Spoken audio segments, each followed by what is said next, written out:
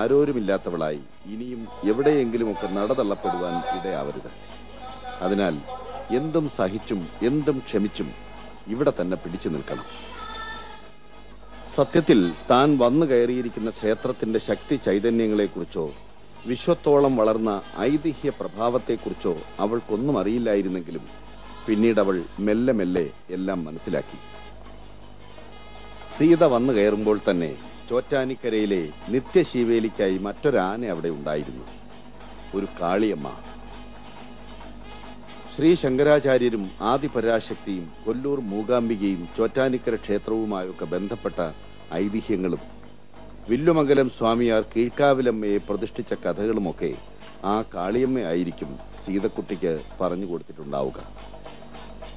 ഉച്ചപൂജയ്ക്ക് നട തുറക്കുമ്പോൾ, മേളമുയരുമ്പോൾ സ്വയം മറന്ന് തുള്ളി ഉറയുന്നവരെ കണ്ട് ആദ്യമാദ്യം വല്ലാതെ പേടിച്ചു വിറച്ചിരുന്ന സീതക്കുട്ടിയെ കാളിയമ്മ ചേർത്ത് നിർത്തി.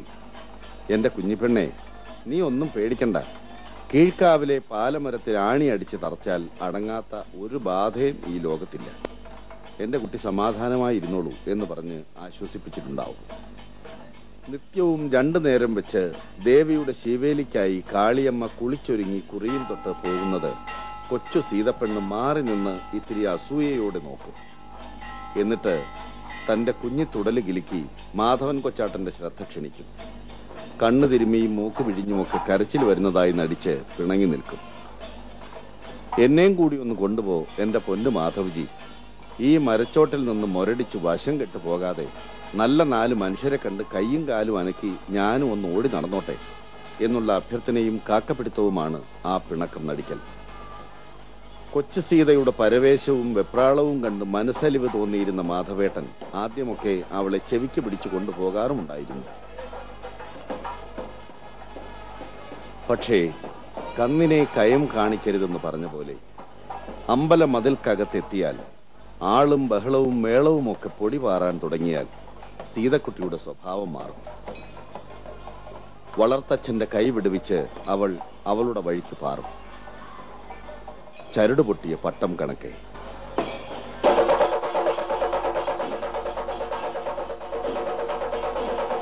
സീത ആന ചോറ്റാനിക്കര ക്ഷേത്രത്തിൽ ഏതു ഭക്തജനങ്ങൾ വന്നാലും ഈ സീത ആനയെ മനസ്സിൽ നിന്ന് പോകില്ല.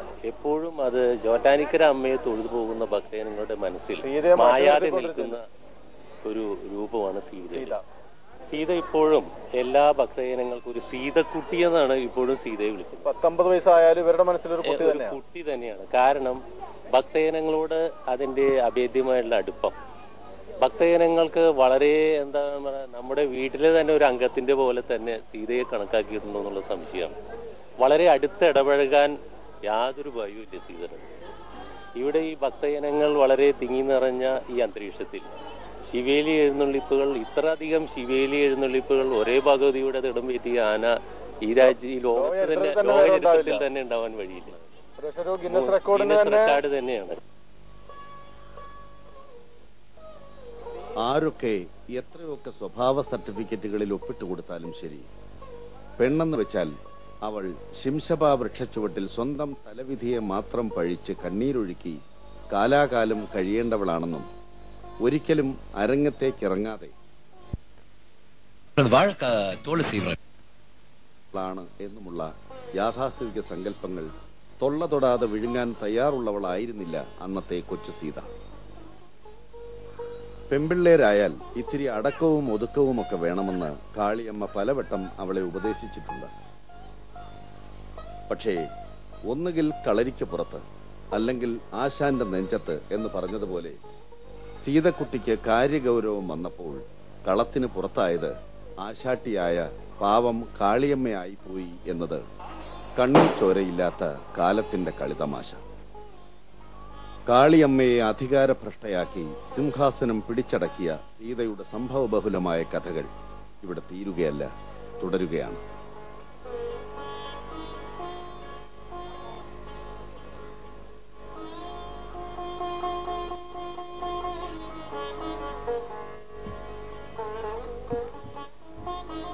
ജീവജാലങ്ങൾക്കൊക്കെ എല്ലാത്തിനും പുരുഷവർഗത്തിനാണ്, മെയിൽ എന്ന് പറയുന്ന പുരുഷവർഗത്തിനാണ് സൗന്ദര്യം സങ്കല്പിച്ചേക്കുന്നത്. ആന ആനയ്ക്ക് അങ്ങനെയാണ്, പക്ഷിമൃഗാദികൾക്ക് അങ്ങനെയാണ്, കോഴി തുടങ്ങിയിട്ടുള്ള സംഗതികൾക്കും ഒക്കെ അങ്ങനെ തന്നെയാണ്. ഈ അതിൻ്റെ സൗന്ദര്യം നൽകിയിട്ടുള്ളത് പ്രകൃതി നൽകിയിട്ടുള്ളത് പുരുഷവർഗത്തിനാണ്.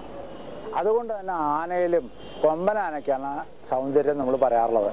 പക്ഷേ ലോകത്തിൽ ആഫ്രിക്കൻ പിടിയാനകൾക്കും കൊമ്പുണ്ട്, സുന്ദരമായ വസ്തുക്കളാണ്. ആ വിഷയങ്ങളെ പറ്റിയിട്ടാണ് കഴിഞ്ഞ എപ്പിസോഡിൽ നമ്മൾ പറഞ്ഞത്. ആ എപ്പിസോഡിൻ്റെ തുടർച്ചയായിട്ട് വരുന്നതായ ഈ എപ്പിസോഡിലും ചോറ്റാനിക്കരയുള്ളതായ സീതയെ പറ്റിയിട്ടാണ് നമ്മൾ പറഞ്ഞു വരുന്നത്.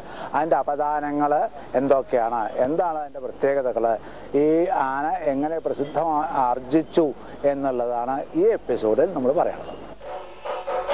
ജനനത്തീയതിയും ജനിച്ച നാടും അറിയാതെ അമ്മത്തൊട്ടിലിൽ നിന്നും അന്തഃപുരത്തിലേക്ക് എത്തിയ അനാഥ പെണ്ണ്. എഴുന്നള്ളിപ്പുകളുടെ കാര്യത്തിൽ എത്ര വലിയ ഉഗ്രഹരിപഞ്ചാനന്മാരെയും ഊതിപ്പറപ്പിച്ച് സച്ചാൽ ലോക റെക്കോർഡിന് തന്നെ അവകാശം ഉന്നയിക്കാൻ പോന്നവൾ.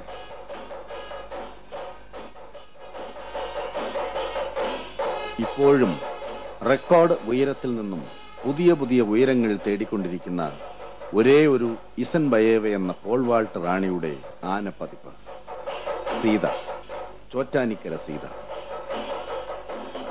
പക്ഷേ ഈ ലോക റെക്കോർഡും അമ്മത്തൊട്ടിലും അഴക് റാണി പട്ടവുമെല്ലാം അവളുടെ സവിശേഷതകളിൽ ഏതാനും ചില സുവർണരേഖകൾ മാത്രം. ആണായി പിറന്നവനെയെല്ലാം ഒരൊറ്റ കടക്കണ്ണേർ കൊണ്ട് തന്നെ കറക്കി വീഴ്ത്താൻ പോകുന്ന മായിക സൗന്ദര്യവുമായി ഓളം വെട്ടി വിലസുമ്പോൾ തന്നെ ഏതൊരാണിനോടും മാറ്റുരയ്ക്കാൻ പോന്ന ആണിനേക്കാൾ വലിയ ആണത്തത്തിന്റെ ഒരു തീപ്പൊരിയും ഇവളിലുണ്ട്. അതെ, ആനകളുടെ വന്യകാമനകളുടെ പൊട്ടിത്തെറിയെന്നോ ആധുനിക ശാസ്ത്രത്തിനും മനുഷ്യനും ഇന്നും കൃത്യമായി നിർവചിക്കാൻ കഴിയാത്ത അത്ഭുത പ്രതിഭാസമെന്നോ വിശേഷിപ്പിക്കാൻ കഴിയുന്ന ഒന്നാണ് ആനകളുടെ മദപ്പാട്. 100ൽ 99% മദപ്പാടെന്നാൽ അത് കൊമ്പനാനകളുടെ മാത്രം കുത്തകയാണെന്ന് വിശ്വസിക്കുന്ന ഒരു നാട്ടിൽ തിരുത്തിക്കുറിക്കലിന്റെയും പൊളിച്ചെഴുത്തിന്റെയും തീക്ഷ്ണ ജ്വാലകളുമായി തിളച്ചു മറിയുന്ന ഒരു പെൺപിറപ്പെന്നും നമുക്ക് ഈ സീതപ്പെണ്ണിനെ വിലയിരുത്താം. അതെ, മദപ്പാടിലാവുന്ന അപൂർവങ്ങളിൽ അപൂർവം പെണ്ണാനകളിൽ ഒരുവളെന്ന പ്രത്യേകതയും ചോറ്റാനിക്കര സീതയ്ക്കുണ്ട്. അത്യാവശ്യം കളരിയും കരാട്ടയും ഒക്കെ അഭ്യസിച്ചിട്ടുള്ള സീത മദപ്പാടിലേക്ക് അടുക്കുന്നതോടെ ഏതു നേരവും മൂശേട്ട കയറിയ മട്ടിൽ ചെറഞ്ഞും വിറഞ്ഞും നിൽക്കും. ആ നേരം പ്രധാന കച്ചേരിക്കാരനല്ലാതെ ഇടച്ചട്ടക്കാരൻ ചട്ടം പറയാനെത്തിയാൽ അവൾ ഒരു ചട്ടക്കാരിയും ചട്ടമ്പി കല്യാണിയുമാവും. കൈക്കും കാലിനും വാലിനുമൊക്കെ അപ്പോൾ അത്യാവശ്യം നീളം കൂടുകയും ചെയ്യും. എന്നുവെച്ചാൽ ശ്രദ്ധിച്ചും സൂക്ഷിച്ചും നിന്നില്ലെങ്കിൽ വാലുകൊണ്ടോ കാലുകൊണ്ടോ ഒക്കെയുള്ള അടി എപ്പോഴാണ് പൊട്ടുന്നതെന്ന് അറിയില്ലെന്ന് സാരം. അതെ, സീതയുടെ ജീവിതകാണ്ഡത്തിൽ എന്നും നാടകീയ മുഹൂർത്തങ്ങൾ കളം നിറഞ്ഞാടിയിരുന്നു.